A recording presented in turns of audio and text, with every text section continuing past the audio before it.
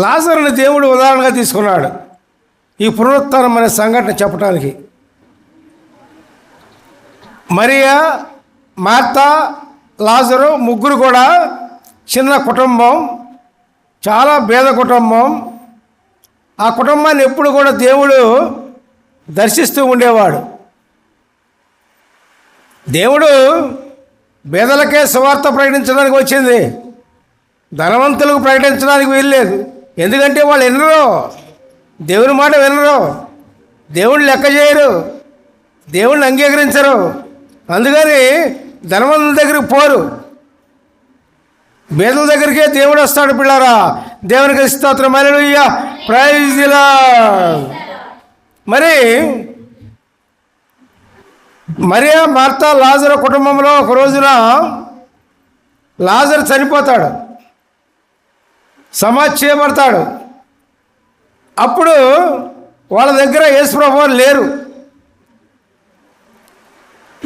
లేకపోయే వారికి సమాధి చేయబడిన తర్వాత 4 రోజుల తర్వాత ఆయన వస్తారు. ఎవరు? యేసుప్రభువు వారు. అప్పుడు మార్త ఎదురు వెళుతుంది. అప్పుడు మార్త యేసుప్రభువు వారిని అడిగిన ప్రశ్నలకు దేవుడు చెప్పిన సమాధానమే పునరుత్థానం గురించి. పిల్లారా, దేవునికి స్తోత్రం, హల్లెలూయా, ప్రైజ్ ది లార్డ్. యోహాను 11వ అధ్యాయము 21, 24 వచనాలు. మార్త యేసును చూచి, ప్రభువా, నీవెక్కడ ఉండిన ఎడల నా సహోదరుడు చావకుండును. ఇప్పుడైనను నీవు దేవుని అడిగినాను, దేవుడు నీకు అనుగ్రహించునని ఎరుగుదునను. యేసు నీ సహోదరుడు మరలా లేచునని ఆమెతో చెప్పగా, మార్త ఆయనను చూచి అంత్యదినమున పునరుత్థానమందు లేచునని ఎరుగుదునను. హల్లెలూయా, ప్రైజ్ ది లార్డ్. ఇక్కడ ఏంటంటే, అక్కడ మార్త ఎదురొచ్చి యేసుప్రభువు వారికి, అయ్యా, నీవు ఉన్నట్లయితే నా సహోదరుడు జీవించి ఉన్నవాడయ్యా, చనిపోయేవాడు కాదు అని చెప్పినప్పుడు మార్త, దేవుడు ఏమన్నారంటే, యేసుప్రభువు వారు, అమ్మా, నీ సహోదరుడు మరలా జీవిస్తాడమ్మా అన్నాడు. అంటే వాళ్ళకి ధర్మశాస్త్రం తెలుసు. ధర్మశాస్త్రంలో పునరుత్థానమందు అంత్యదినమున లేస్తారని వాళ్ళకి తెలుసు. ఈ పునరుత్థానం ఏంటో, అంత్యదినం ఏంటో తెలియదు సరిగా.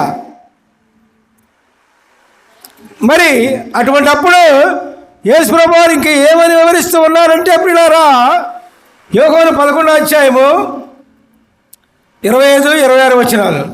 అందుకు యేసు, నేనే పునరుత్థానమును జీవమునై ఉన్నాను.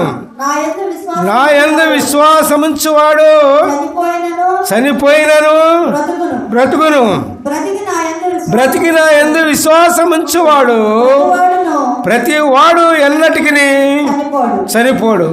ఈ మాట నమ్ముచున్నావా అని ఆమెను అడిగాను. హల్లెలూయా, ప్రైజ్ ది లార్డ్.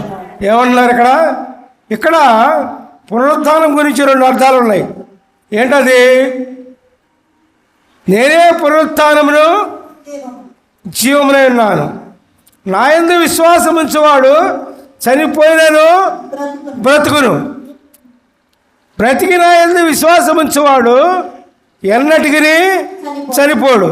ఇక్కడ మనం అర్థం చేసుకోవాల్సింది ఏంటంటే, పిల్లారా, దేవుని యందు విశ్వాసం ఉంచేవాడు, ప్రభువునందు విశ్వాసం ఉంచేవాడు చనిపోయినా బ్రతుకును. చనిపోవడం అంటే 2 రకాలు. ఏంటది? పాపము చేసి చనిపోయిన వారిని చనిపోయిన వారు అంటారు, ఒక తెగ. రెండవ తెగ పూర్తిగా ప్రాణం పోయిన వాళ్ళని చనిపోయిన వారు అంటారు. అవి 2 తెగలు. ఏంటి 2 తెగలు చెప్పండి? పాపము చేసిన వారిని, చనిపోయిన వారిని కూడా అంటారు. తర్వాత చివరికి చనిపోయిన వాళ్ళని, ప్రాణం లేకుండా చనిపోయిన వాళ్ళని కూడా చనిపోయిన వారు అంటారు. ఈ 2 తెగలు. దేవుడు చెప్పిన భావము 2 అర్థాలు ఉంటాయి. పాపం చేసి చనిపోయిన వారు ప్రభువునందు విశ్వాసం ఉంచినప్పుడు వాళ్ళు మళ్ళా జీవిస్తారు, అంటే పాపం లేకుండా జీవిస్తారు అని అక్కడ అర్థం. అర్థమైందా? పాపం లేకుండా జీవిస్తారండి. ఇది పాపంతో సరిపోయాం మనము. పాపంతో సరిపోయిన మనము యేసు ప్రభువుని విశ్వసించడంలో పాపం లేకుండా ఉంటాం. ఇక్కడ అర్థం కాల మీకు ఏంటది? మళ్ళీ వివరంగా చెప్తా.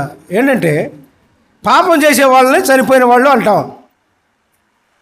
ఆ చనిపోయిన వాళ్ళు యేసు ప్రభువునందు విశ్వాసం ఉంచినప్పుడు ఏం జరుగుతుంది?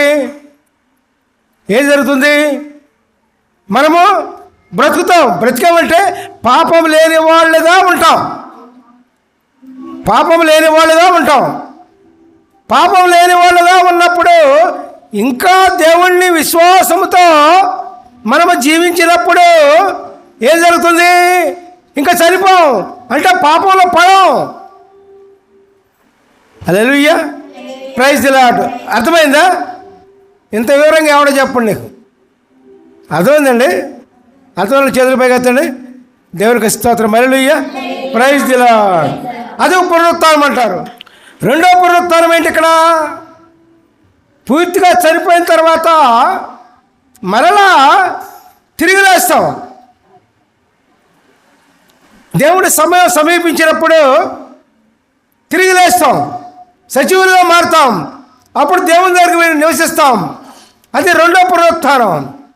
కాబట్టి మనము సజీవులుగా ఉన్నప్పుడు, మనము శరీరం ద్వారా జీవించి ఉన్నప్పుడు మనము మొదటి పునరుత్థానం పొందాలి. మొదటి పునరుత్థానం అంటే పాపం నుంచి విమోచించబడాలి. పాపం నుంచి విమోచించబడ్డ, పాపం లేకపోయినా యేసు ప్రభువు వారి యందు విశ్వాసం ఉంచినప్పుడు ఇక ఎన్నటికీ పాపం పడం, ఇక చనిపోం. అది ఇక్కడ దేవుడు చెప్పింది. ఆ దేవుడు చెప్పిన అర్థాన్ని మనం జాగ్రత్తగా గమనించి హృదయంలో పెట్టుకొని దేవుని మాటను విశ్వసించినప్పుడే, ప్రభు మాటను విశ్వసించినప్పుడే మనకు నిత్య జీవము ప్రాప్తిస్తుంది. పిల్లారా, దేవునికి స్తోత్రం.